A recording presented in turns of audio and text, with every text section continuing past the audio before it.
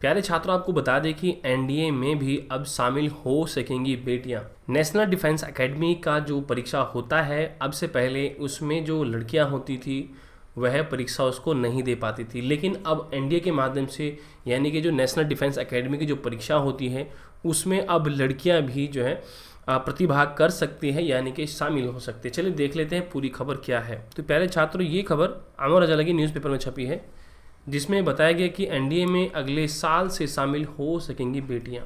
केंद्र सरकार ने सुप्रीम कोर्ट में कहा कि मई तक तैयार हो जाएगा आवश्यक तंत्र।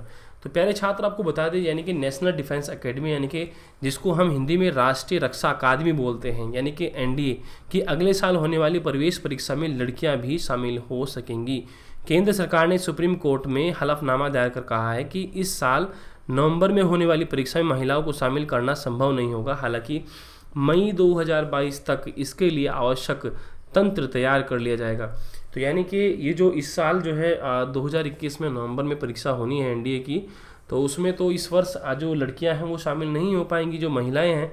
लेकिन जो आपका 2022 आएगा वो जो मई तक जो है वो जो पूरा भी इसके लिए जो भी चीज़ें हैं वो उसको कंप्लीट कर लेंगे।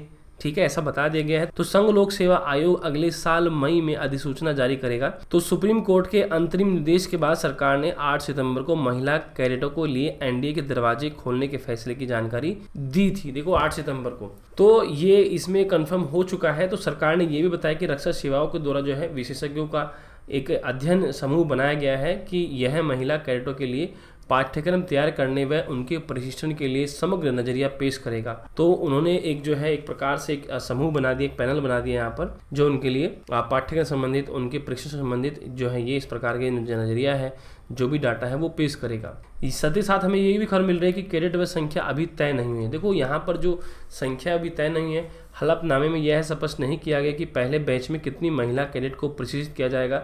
सरकार ने कहा कि इसकी संख्या कैडेट अनुपात, वांछित कैडर संरचना, विशिष्ट सेवा अकादमी की क्षमता सहित अन्य कारकों पर निर्भर करेगी। यानी कि जो भी आपके अकादमी की जितनी भी अकादमी हैं उनकी संरचना के आधार पर कितनी सीटें हैं उसी के आधार पर ये निर्भर कर सकता है। तो ऐसी ये खबर है। तो प्यारे छात्रों, जो इसकी तैयारी करना चाहते हैं तो वो नेक्स्ट ईयर में अपनी इस परीक्षा में बैठ सकते हैं।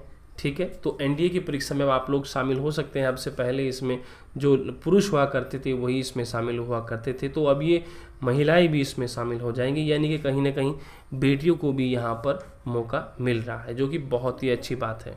आपको इससे संबंधित कोई भी जानकारी चाहिए तो प्लीज़ आप वीडियो के कमेंट सेक्शन में से पूछ सकते हैं और वीडियोज़ को लाइक शेयर जरूर करें।